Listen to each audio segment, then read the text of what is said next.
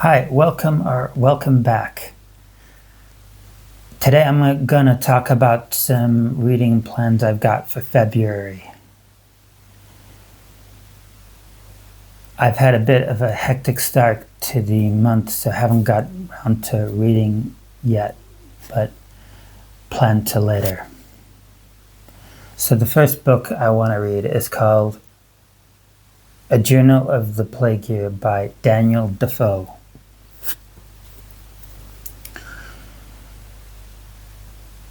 This is based in London during the plague of 1665, a bubonic plague that was.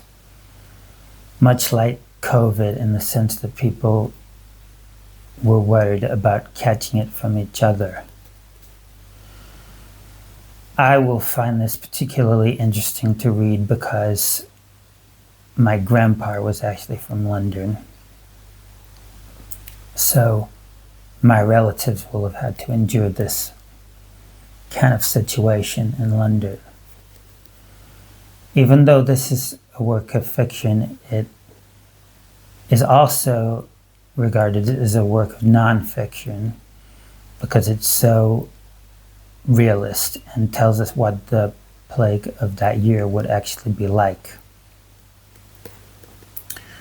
I'm going to read the back. The shocking immediacy of Daniel Defoe's description of a plague-wrecked city makes it one of the most convincing accounts of the Great Plague of 1665 ever written.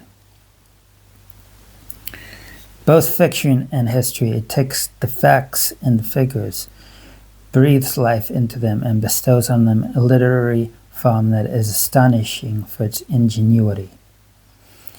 Defoe's art is a concealed one. The deceptive simplicity of his journal leads the reader not only to a minute understanding of the plague itself, but also to an extraordinarily heightened sense of London in 1665 as a living, suffering entity.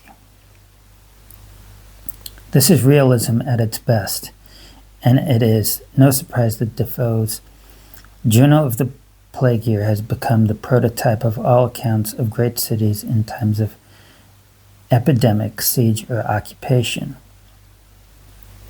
It has, as Anthony Burgess says, the truth of the conscious and scrupulous historian, but its deeper truth belongs to the creative imagination.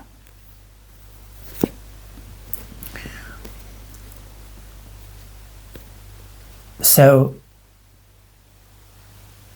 I think in the West, certainly, we are yet to come to terms with what happened to us over COVID, and I look forward to people writing about it and writing about how we dealt with our situation in our time. But this is definitely a classic to read and kind of creates a bit of a blueprint for future writers. The next book I want to read this month is called Blue Zones: Lessons for Living Longer from People Who've Lived the Longest. I've dipped into this book, but I haven't read it from cover to cover yet. Basically, it's about people in various parts of the world who have lived the longest because of the conditions that certain locations give residents, such as the good water, the good diet, and so forth. And the calming environment, because the stereotype is that the winners in life are those who are in the big city and make all their money before they're 30, and that they're the most successful ones. But actually, quietly, people in country areas who work hard all their lives on the land often live twice as long as people in the big cities who make their money by the time they're 30. So this is an eye-opening kind of book. I've already seen a documentary on blue zones, and that's really why I don't read a lot of nonfiction, because I like documentaries. But it's still great to read the book. So yeah, I've dipped into this. And you get little summaries at the end of each section that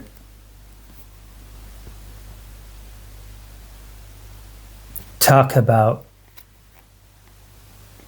what the people do, which puts them at an advantage in terms of living longer. So the Sardinian blue zone lessons are: put family first, drink goat's milk, celebrate elders, take a walk, drink a glass or two of red wine, laugh with friends, and eat a plant-based diet.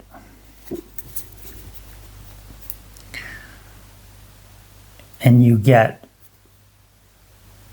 similar advice at the end of each chapter for the other 3 locations. 1 location's in Italy, 1 location's in Japan, 1 in Costa Rica, and 1 in the United States, amazingly. I also plan to read some short stories from this collection by Kazuo Ishiguro. It's called Nocturnes, and it's based on musicians and their stories, from what I can gather. I'll read the back. In Nocturnes, Kazuo Ishiguro explores the ideas of love, music, and the passing of time. From the piazzas of Italy to the hush-hush floor of an exclusive Hollywood hotel, the characters we encounter range from young dreamers to cafe museums to faded stars, all of them at some moment of reckoning. Gentle, intimate, and witty, this quintet is marked by a haunting theme: the struggle to keep alive a sense of life's romance, even as one gets older. Relationships founder and youthful hope recedes.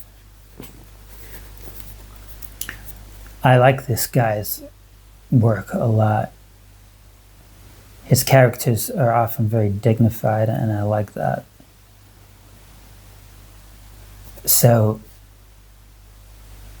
I look forward to reading this. It's also got quite a bit of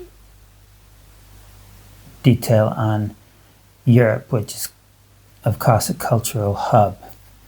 So I really look forward to reading this.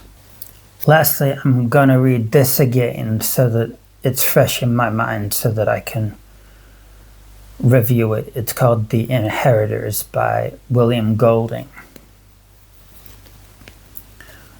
When I read this, I thought it's a very unique novel and quite exhilarating to think what people would have been like in the past. It's basically about some Neanderthals meeting some ancestors of modern day humans.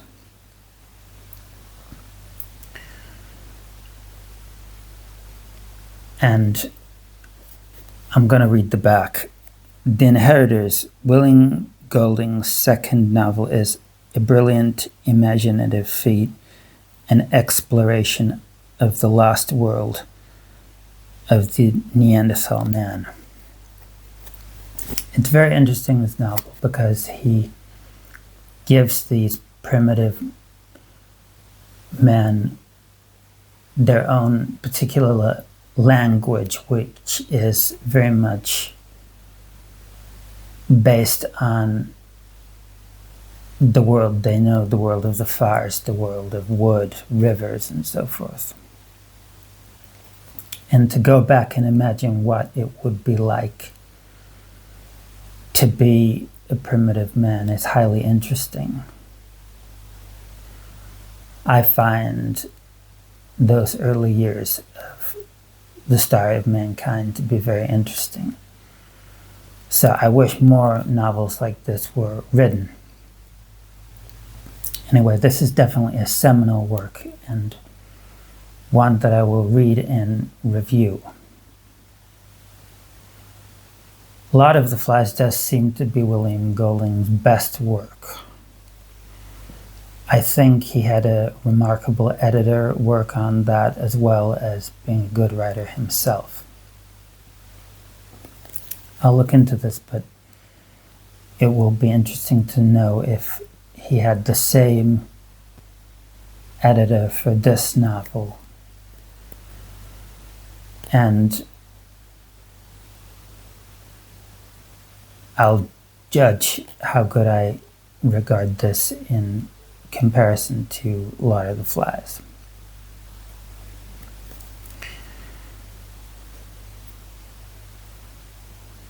No doubt it's better than Rites of Passage, which I read not so long ago and found it a bit of a disappointment.